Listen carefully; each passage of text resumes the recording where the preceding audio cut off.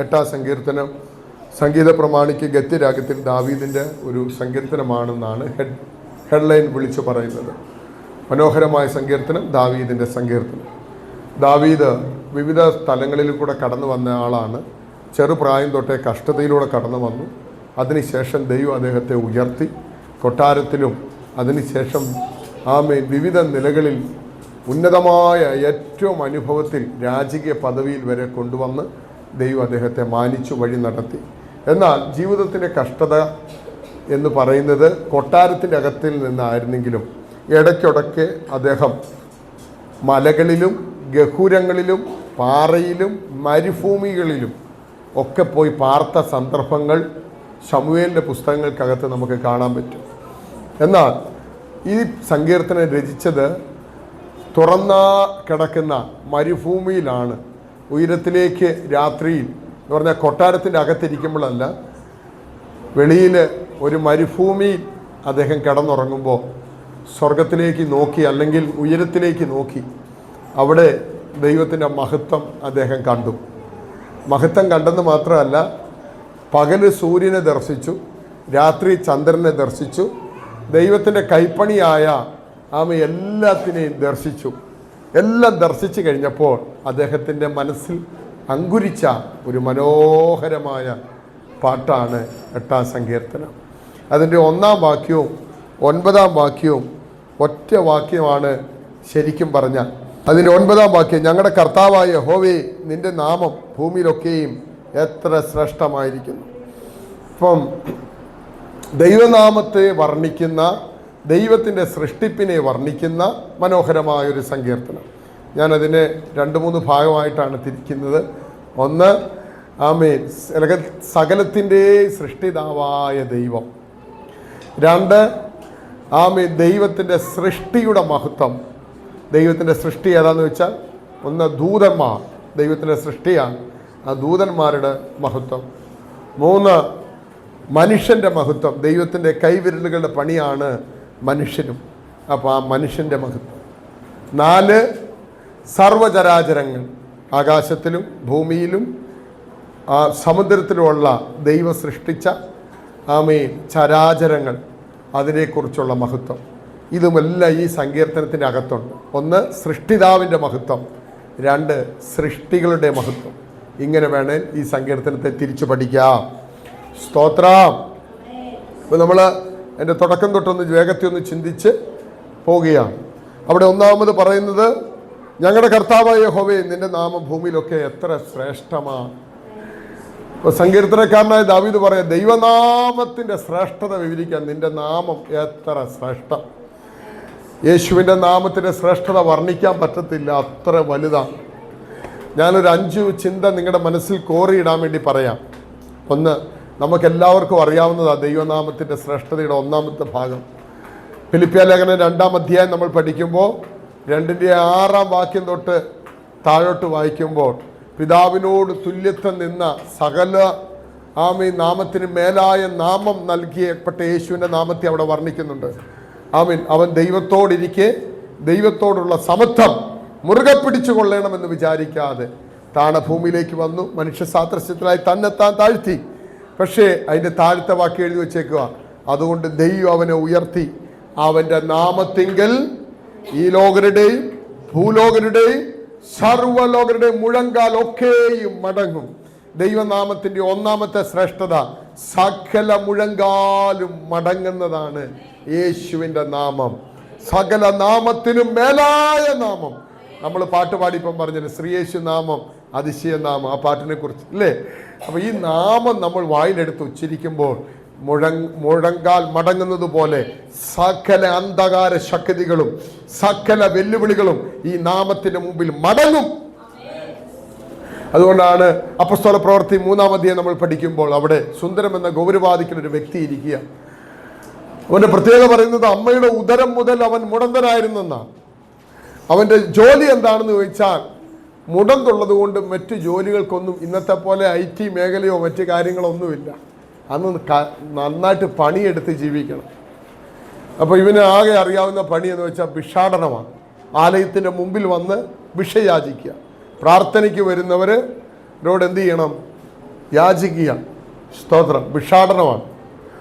അപ്പൊ ഇവൻ ഭിക്ഷ യാചിക്കുകയാണ്. എന്നാൽ ആ വഴി പത്രോസും യോഹന്നാനും കൂടെ വരുമ്പോൾ ഇവൻ ഭിക്ഷ യാചിച്ചു. നിങ്ങളുടെ മനസ്സിലൊന്ന് വന്നേ, അവൻ ഭിക്ഷ യാചിക്കുന്നു. ഒന്നെങ്കിൽ അവരെ വിളിച്ചിട്ടുണ്ടാകാം, ദൈവദാസന്മാരെ വല്ലതും തരണേ, ഇല്ലേ? അപ്പം സത്യം പറഞ്ഞാൽ ഭിക്ഷ യാചിക്കുമ്പോൾ നമ്മുടെ കയ്യിൽ എന്തെങ്കിലും ഉണ്ടെങ്കിൽ നമ്മൾ എന്ത് ചെയ്യും? കൊടുക്കാറുണ്ട്. നമ്മൾ ഈ തിരുവല്ലയിലൊക്കെ പോകുമ്പം ആ കറക്റ്റ് സമയമാകുമ്പം നിങ്ങൾ ശ്രദ്ധിച്ചിട്ടുണ്ടോ? സിഗ്നൽ വീഴുന്ന സമയമാകുമ്പോൾ അപ്പുറത്തുനിന്ന് ഇപ്പുറത്തുനിന്ന് എല്ലാ ആൾക്കാർ വരും ഭിക്ഷ അയച്ചു എന്തെങ്കിലും തരണേന്ന്. പക്ഷെ നമ്മൾ ശരിക്കും നോക്കിയാൽ അവർക്ക് ഒരു ഊനവും ഇല്ല. നമ്മളെക്കാളും ആരോഗ്യവാന്മാരാണ് വന്ന് എന്ത് ചെയ്യുന്നത്? ഭിക്ഷ യാചിക്കുന്നത്. ഈയിടെ ഒരു ഭിക്ഷ അയക്കുന്ന ഒരാൾ വണ്ടി ഇടിച്ച് മരിച്ചപ്പോൾ അദ്ദേഹത്തിൻ്റെ ബാഗിൽ 2.5 ലക്ഷം രൂപ ഉണ്ടായിരുന്നു. സ്തോത്രം. ഇവിടെ ഇരിക്കുന്ന എത്ര പേരുടെ ബാങ്കിൽ 2.5 ലക്ഷം രൂപയുണ്ട്? തികച്ചെടുക്കാൻ പറ്റുന്നുണ്ടോ? ഇല്ല. പക്ഷെ ഒരു ഭിക്ഷാടകൻ്റെ ബാഗിൽ 2.5 ലക്ഷം രൂപ വണ്ടി ഇടിച്ചു. വലിയ അപ്പാർട്ട്മെൻ്റ് ഉള്ള ഭിക്ഷാടകരുണ്ടെന്നാണ്, ബോംബെയിലൊക്കെ ഉണ്ടെന്നാണ് പറയുന്നത്. ഞാൻ ദൈവത്തെ സ്തുതി. പക്ഷെ അത് അങ്ങനെയല്ല. ഇത് അമ്മ ഉദരം മുതൽ മുടന്തനായ ഒരാളാണ്. പക്ഷേ ഇദ്ദേഹം ആലയത്തിൽ പോകുന്നവരുടെ അടുക്കൽ യാചിച്ചുകൊണ്ടിരിക്കുകയാണ്. അപ്പോൾ പത്രോസ് യോഹന്നാൻ്റെ അടുക്കൽ യാചിച്ചു. അപ്പോൾ അവർ പറഞ്ഞു, ഞങ്ങൾക്ക് എന്തില്ല? വെള്ളിയും പൊന്നൊന്നുമില്ല.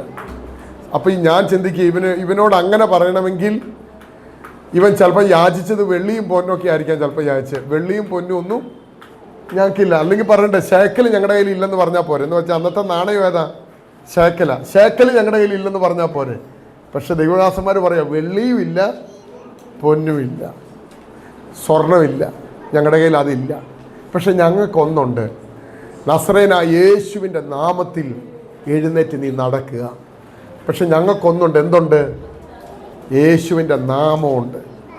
യേശുവിൻ്റെ നാമത്തിൽ നീ എഴുന്നേറ്റ് നടക്കാന്ന് പറഞ്ഞപ്പോൾ അവൻ്റെ നരിയാണി ഉറച്ചു, അവൻ സൗഖ്യം വെളിപ്പെട്ടു. അപ്പം രണ്ടാമത്തെ ചിന്ത, ഒന്ന്, ഇത് സകല നാമത്തിന് മേലായ നാമമാണ്. 2, ഈ നാമം സൗഖ്യത്തിൻ്റെ നാമമാണ്. ഈ നാമം പറഞ്ഞാൽ അവിടെ സൗഖ്യം നടക്കും, അവിടെ മുടന്തന്മാർ എഴുന്നേൽക്കും, അവിടെ രോഗികൾ സൗഖ്യമാകും. ഇന്ന് പകൽ ഇവിടെ രോഗികൾ സൗഖ്യമാകട്ടെ. യേശുവിന്റെ നാമത്തിൽ വിടുതൽ നടക്കട്ടെ. യേശുവിന്റെ നാമത്തിൽ വിടുതലുണ്ട്, സൗഖ്യമുണ്ട്. വായിച്ചു നോക്കിക്കേ നിങ്ങൾ മർക്കോസിന്റെ സുവിശേഷം 16-ാം അധ്യായം 17-ാമത്തെ വാക്യം വായിച്ചാട്ടെ. മർക്കോസിന്റെ സുവിശേഷം 16-ാം അധ്യായം 17-ാമത്തെ വാക്യം വായിച്ചു.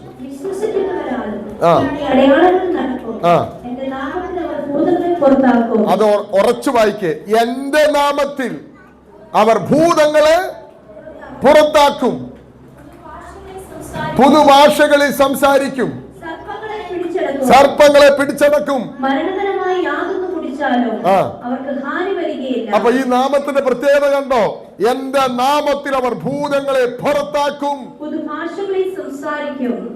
പുതിയ ഭാഷകൾ സംസാരിക്കും. ദൈവനാമത്തിൽ സൗഖ്യമുണ്ട്.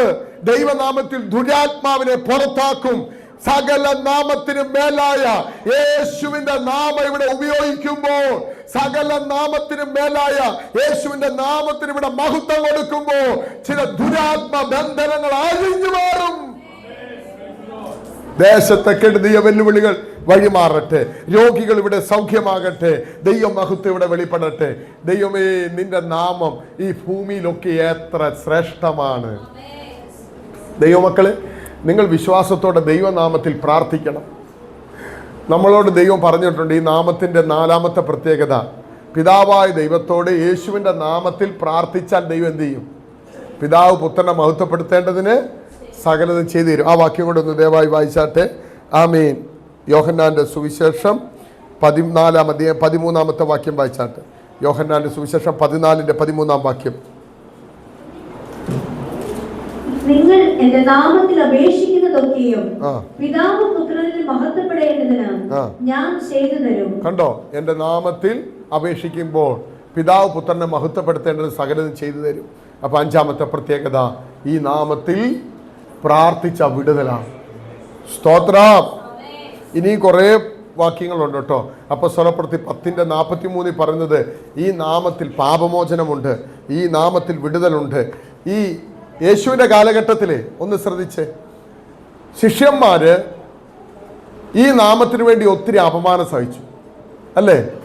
ദൈവനാമത്തിന് വേണ്ടി അപമാനം സഹിക്കാൻ എണ്ണപ്പെട്ടവരാകിയാൽ, അപ്പോസ്തലപ്രവൃത്തി 5:41 ദൈവനാമത്തെ പ്രതി അപമാനം സഹിപ്പാൻ എണ്ണപ്പെടുകയാൽ അവർ സന്തോഷിച്ചുകൊണ്ട് ന്യായാധിപ സംഘത്തിന്റെ മുമ്പിൽ നിന്ന് പോയെന്ന.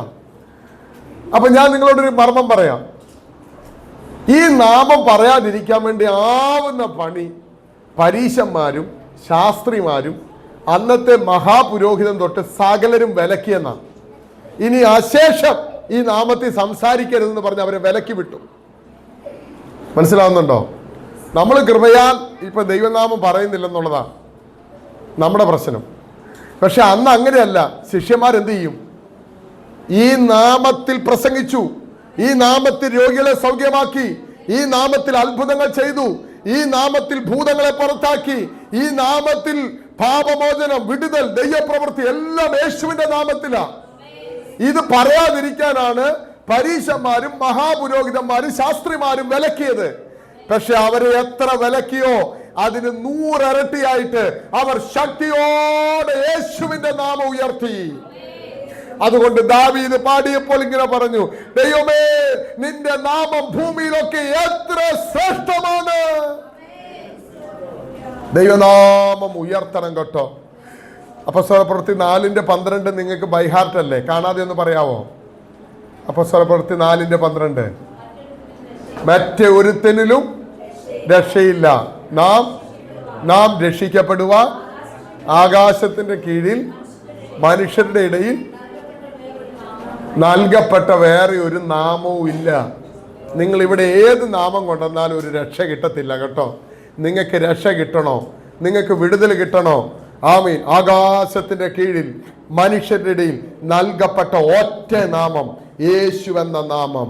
യേശു എന്ന നാമത്തിന്റെ പ്രത്യേകത, അതിന്റെ അർത്ഥം യോശുവ എന്നാണ്, രക്ഷിക്കുന്ന നാമമാണ്. അറിയയുടെ അടുക്കൽ ദൂതൻ ഇറങ്ങി വന്നിട്ട് പറഞ്ഞു, സകല ലോകത്തിനും വെളിപ്പെടാനുള്ള രക്ഷ ഇവനാണ്. ആമീൻ. സകലർക്കും രക്ഷ ഈ നാമത്തിലാണ്. യേശുവിന്റെ നാമം ഉയർത്തുക. സൗഖ്യമുണ്ട്, വിടുതലുണ്ട്. കരമുയർത്തി ദൈവത്തിന് മഹത്വം കൊടുക്കാം. ഓക്കെ, രണ്ടാമത്തെ ചിന്ത. ആമീൻ.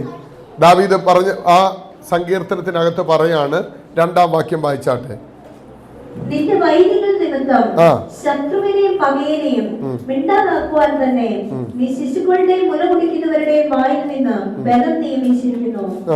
നിന്റെ വിരലുകളുടെ പണിയായ ആകാശത്തെയും നീ ഉണ്ടാക്കിയ ചന്ദ്രനെയും നക്ഷത്രങ്ങളെയും നോക്കുമ്പോൾ മർത്തിനെ നീ ഓർക്കേണ്ടതിന് അവൻ എന്ത്, മനുഷ്യപുത്രനെ സന്ദർശിക്കേണ്ടതിന് അവൻ എന്തുമാത്രം. ശ്രദ്ധിച്ചാട്ടെ, രണ്ടാമത്തെ ചിന്തയും കൂടെ വേഗത്തിൽ പറയാം.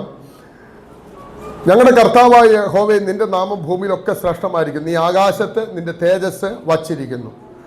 നിന്റെ വൈരികൾ നിമിത്തം ശത്രുവിനെ പകനെയും മിണ്ടാതാക്കാൻ തന്നെ എന്ന് പറഞ്ഞാൽ ദൈവത്തിന്റെ മഹത്വം എല്ലാവർക്കും കാണാം. ശരിക്കും സൂര്യനെ നോക്കിയാൽ മതി, ചന്ദ്രനെ നോക്കിയാൽ മതി, സർവ്വസൃഷ്ടികളെ നോക്കിയാൽ മതി.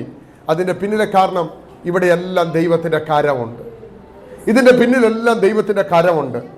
ഇതൊരു വലിയ ബിഗ് ബാങ് തിയറി നിങ്ങൾ പഠിച്ചു കാണുമായിരിക്കും. ഒരു വലിയ ഭൂകമ്പം ഉണ്ടായപ്പോൾ ഇതെല്ലാം അവിടെ ഉണ്ടായെന്ന് ആണ് അവർ പഠിപ്പിക്കുന്നത് അല്ലേ?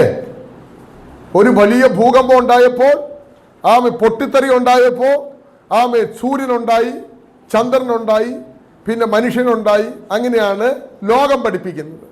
പക്ഷേ ദൈവവചനം എത്ര കറക്റ്റായിട്ടാണ് പറയുന്നത്. ഇതെല്ലാം സൃഷ്ടിക്കപ്പെട്ടതിൻ്റെ പിന്നിൽ ദൈവത്തിൻ്റെ കരമാണ്, ദൈവത്തിൻ്റെ മഹത്വമാ, ദൈവത്തിൻ്റെ കൈ വിരലാ.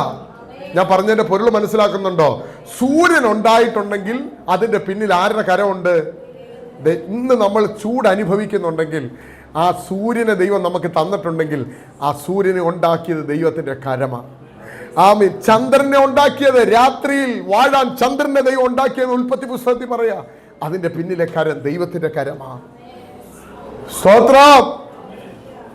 ഈ സർവ്വ സൃഷ്ടികളുടെ പിന്നിൽ മനുഷ്യൻ, നമ്മൾ ഈ മനുഷ്യരില്ലേ, നമ്മൾ ഓരോരുത്തരും, നമ്മുടെ പിന്നിലും ദൈവത്തിൻ്റെ അത്ഭുതമായ കരമാണെന്ന് വിശുദ്ധ വേദപുസ്തകം പറയുന്നു. ദൈവത്തിൻ്റെ കരവിരുത നാം ഓരോരുത്തരും. നമ്മുടെ സൃഷ്ടിതാവാണ് ദൈവം. അവൻ്റെ ശ്രേഷ്ഠത എത്ര വലുതാണ്. അപ്പൊ സങ്കീർത്തനക്കാരനായ ദാവീദ് ഇങ്ങനെ ഇതെല്ലാം കണ്ടു. സൂര്യനെ കണ്ടു, ചന്ദ്രനെ കണ്ടു, സർവ്വ സൃഷ്ടികളെയും കണ്ടു കഴിഞ്ഞപ്പോൾ അദ്ദേഹം ഓർത്ത്, കർത്താവേ, ഈ മനുഷ്യനെ ഓർക്കേണ്ടതിന് അവൻ എന്തുമാത്രം, എത്ര വലുതാ ഇതൊക്കെ, സൂര്യനും സർവ്വചന്ദ്ര നക്ഷത്രാദികളൊക്കെ. പക്ഷേ ഇത്രയേ ഉള്ള ഈ മനുഷ്യനെ ഓർക്കാൻ എത്ര മാത്രമാണ്. അപ്പൊ ഈ മനുഷ്യനെയും ദൈവം ഓർക്കുന്നല്ലോ. ഞാൻ നിങ്ങളോട് ഒരു മർമ്മം പറയാം. വലുതായ ചന്ദ്രനും സൂര്യനും ഉണ്ടായിട്ടും അതിനെ ഓർക്കുന്നതിനേക്കാൾ അവന്റെ രക്തത്താൽ വീണ്ടെടുക്കപ്പെട്ട നമ്മെ ഓർക്കുന്ന ഒരു ദൈവമുണ്ട്. മനുഷ്യനെ ഓർക്കേണ്ടതിന് അവൻ എന്തുമാത്രം എന്നാ ചോദിക്കുന്നത്. സത്യത്തിൽ നമ്മളാണ് ആദ്യം ഓർക്കുന്നത്. ഏതായിരിക്കും നമ്മളാണ് ആദ്യം ഓർക്കുന്നത്? സൂര്യനെ കുറിച്ച്, ചന്ദ്രനെ കുറിച്ചല്ലേ? സ്തോത്രം. ആ മഹാനായ വലിപ്പം അനുസരിച്ച് നിങ്ങളൊന്ന് ചിന്തിച്ചാൽ സൂര്യനെയും ചന്ദ്രനെയും ഒക്കെ വലിയവരെയല്ലേ മനുഷ്യരെ ഓർക്കുന്നതല്ല. പക്ഷെ ദൈവം അങ്ങനെയല്ല. അവൻ്റെ മക്കളായ നമ്മളെ ഓർക്കുന്നവനാണ് ദൈവം. സ്തോത്രം. ദൈവം ഓർക്കുന്ന ദൈവം. രണ്ടാമത്തെ ചിന്ത കുറിച്ച് വെച്ചോ, നമ്മുടെ ദൈവം ഓർക്കുന്ന ദൈവമാണ്. സ്തോത്രം. ഒന്നാമത്, പ്രാർത്ഥിക്കുന്നവനെ ദൈവം ഓർക്കും. പ്രാർത്ഥിക്കുന്നവനെ ദൈവം ഓർക്കും. ഒരു തെളിവ് പറഞ്ഞ്, ഹന്ന ആലയത്തിൽ വന്ന് പ്രാർത്ഥിച്ച ഹന്നയെ ദൈവം ഓർത്തു. സ്തോത്രം. ഞാനൊരു 3 ചിന്ത കുറിച്ച് വെച്ചിട്ടുണ്ട്. പ്രാർത്ഥിക്കുന്നവനെ ഓർക്കുന്ന ദൈവം. ഒന്നാമത്തെ ചിന്ത, അബ്രഹാമിനെ ദൈവം ഓർത്തു. ഉൽപ്പത്തി പുസ്തകം 19:29 വാക്യം ഒന്ന് വായിച്ചാണ്. അബ്രഹാമിനെ ഓർത്ത് ലോത്തിനെ വിടുവിച്ചെന്ന് അവിടെ എഴുതിയേക്കുന്നത്. എന്നാൽ ആ പ്രദേശത്തിലെ പട്ടണങ്ങളെ നശിപ്പിക്കുമ്പോൾ ദൈവം അബ്രഹാമിനെ ഓർത്തു. ലോത്ത് പാർത്ത പട്ടണങ്ങൾക്ക് ഉന്മൂലനാശം വരുത്തുകയും ലോത്തിനെ ആ ഉന്മൂലനാശത്തിൽ നിന്ന് ദൈവം എന്ത് ചെയ്തു?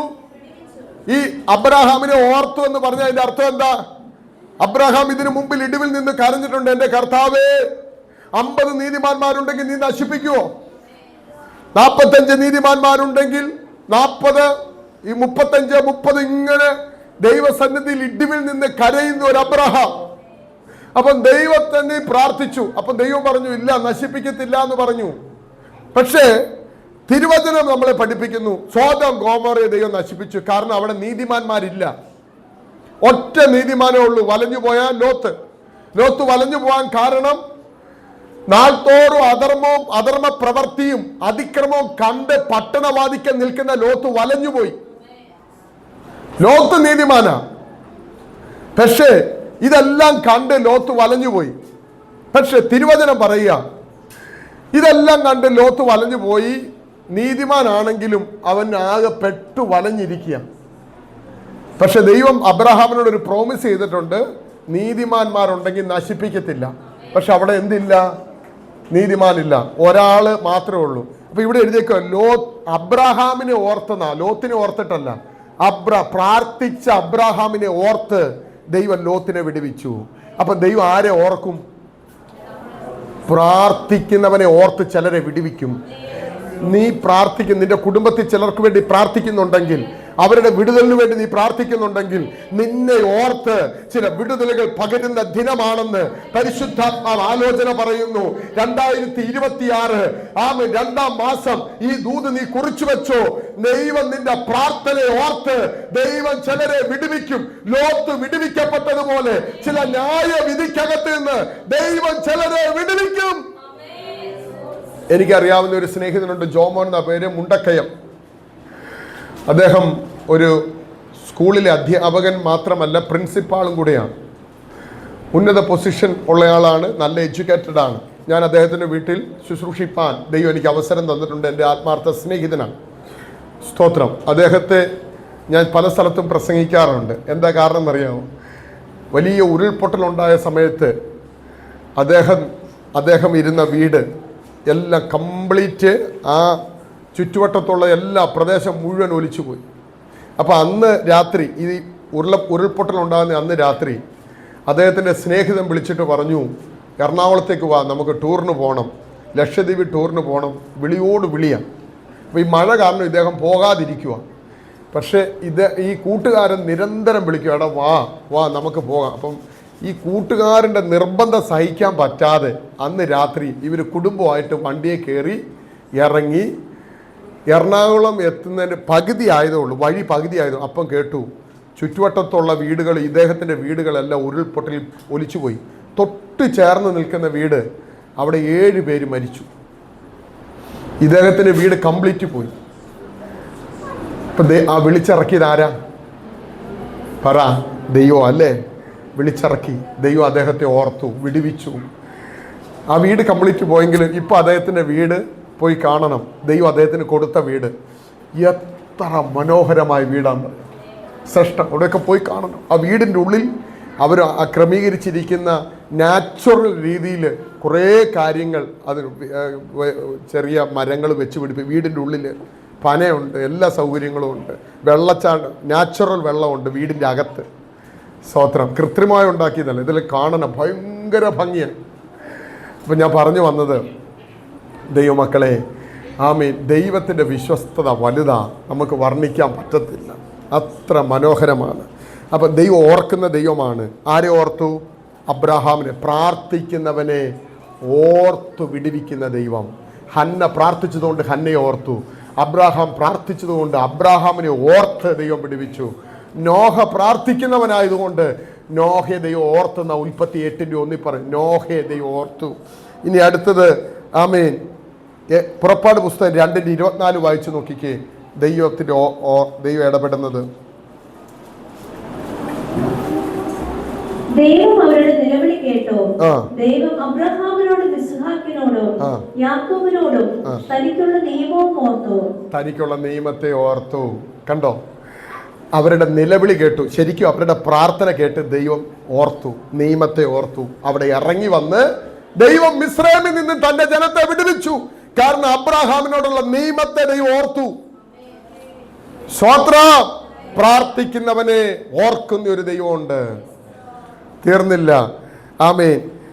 യെശയ്യാപ്രവചനം 38:3 ആമേൻ, ഒരു ഭക്തൻ ഹിസ്കിയാവ് പ്രാർത്ഥിക്കുന്ന പ്രാർത്ഥന കേട്ടോ. ദൈവമേ, ഞാൻ നിന്റെ നാമത്തിന് വേണ്ടി നിന്നത് നീ എന്ത് ചെയ്യണം?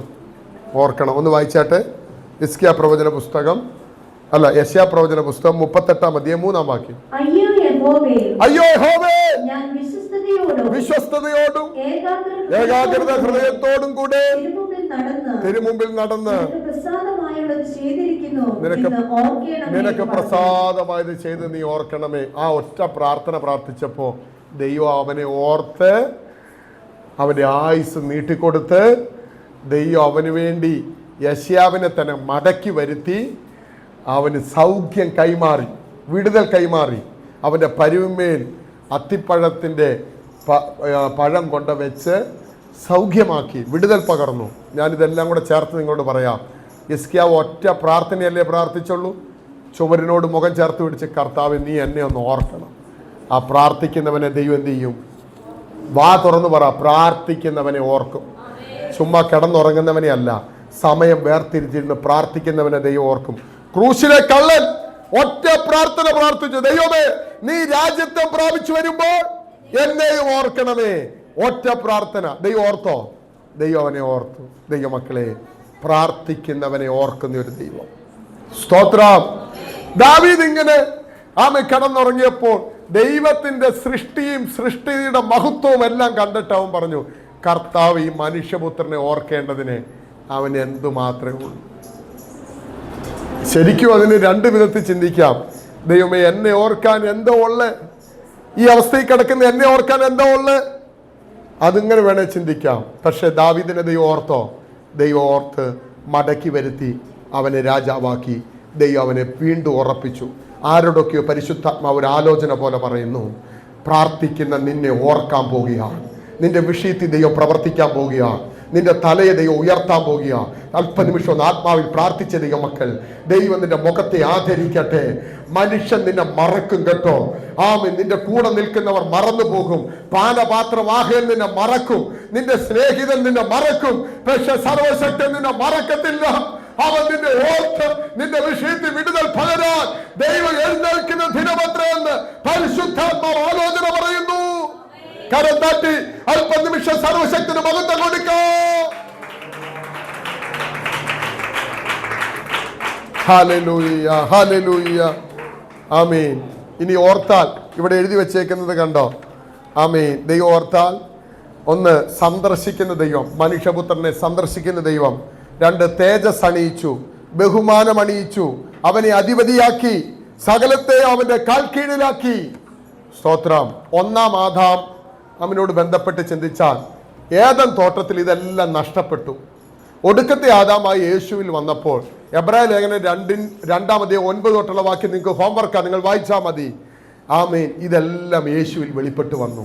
അവൻ തേജസ് അണിഞ്ഞവനായി വന്നു, കൃപയും തേജസ്സുമുള്ളവനായി വന്നു. ആമേൻ. ഒന്നാം ആദാം നഷ്ടപ്പെടുത്തിയതെല്ലാം ഒടുക്കത്തെ ആദാമായ യേശു ആമേൻ പ്രാപിച്ച്, ആമേൻ, മനുഷ്യപുത്രനായി വന്ന് എല്ലാം പ്രാപിച്ച് നമ്മളിൽ പകരുവാനിടയായി. സന്ദർശിക്കുന്ന ദൈവം, തേജസ് അണിയിക്കുന്ന ദൈവം, ബഹുമാനം അണിയിക്കുന്ന ദൈവം, അധിപതിയാക്കുന്ന ദൈവം, സകലത്തെ കാൽക്കീഴിലാക്കുന്ന ദൈവം. ദൈവം നമ്മളെ ഓർക്കട്ടെ, നമുക്ക് നഷ്ടപ്പെട്ടതെല്ലാം മടക്കി തരട്ടെ. ഞാൻ ദൈവത്തിന് സ്തോത്രം ചെയ്യുന്നു. ഇനി എന്താണ് തേജസ്, എന്താണ് മഹത്വം, അതും കൂടെ പറഞ്ഞ് നമ്മൾ പ്രാർത്ഥിക്കും. ദൈവം സഹായിക്കട്ടെ. തേജസ്സിന് അല്ലെങ്കിൽ മഹത്വത്തിന് ഇംഗ്ലീഷിൽ കൊടുക്കുന്ന പദം ഗ്ലോറി എന്നാണ്. ആമീൻ. എബ്രായ പദം കാബോദ് എന്ന പദമാണ്. ഗ്രീക്ക് എന്ന പദം ആമീൻ കുറച്ചും കൂടെ ശ്രേഷ്ഠമാണ്. പ്രഭ എന്ന് വെളിപ്പെട്ടു വരുന്ന ഡോക്സ എന്ന പദമാണ് കൊടുക്കുന്നത്. ആമീൻ. എന്താണ് കാബോദ് എന്ന് ചോദിച്ചാൽ, ഇസ്രായേൽ മക്കൾ മരുഭൂമിയിൽ കൂടെ നടക്കുമ്പോൾ അവർ മേഘത്തിന്റെ കീഴിലായിരുന്നു. ആ മേഘം ദൈവത്തിന്റെ മഹത്വമാണ്. സ്തോത്രം. ഭക്തന്മാർ പ്രാർത്ഥിച്ചപ്പോൾ, ശലോമോൻ തൊട്ട് മോശ തൊട്ട് പ്രാർത്ഥിക്കുമ്പോൾ ആ ആലയത്തിൽ നിൽക്കാൻ പറ്റാത്ത രീതിയിൽ പുക കൊണ്ട് നിറഞ്ഞത് ദൈവത്തിന്റെ കാബോദാണ്, ദൈവത്തിന്റെ മഹത്വമാണ്. ദൈവത്തിന്റെ മഹത്വം, അവന്റെ മഹത്വം പ്രാപിപ്പാനാണ് രക്ഷയ്ക്കായി ദൈവം നമ്മളെ കൊണ്ടുവന്നത്. രണ്ട്, ഗ്ലോറി എന്ന പദവും ഡോക്സ എന്ന പദവും അത് പ്രഭയെ കാണിക്കുകയാണ്. തേജസ്സിന്റെ പ്രഭ, അവന്റെ തേജസ്സിന്റെ പ്രഭയാണ് യേശു കർത്താവ്. ആ പ്രഭയാണ് നമ്മളിൽ നിറഞ്ഞു നിൽക്കുന്നത്.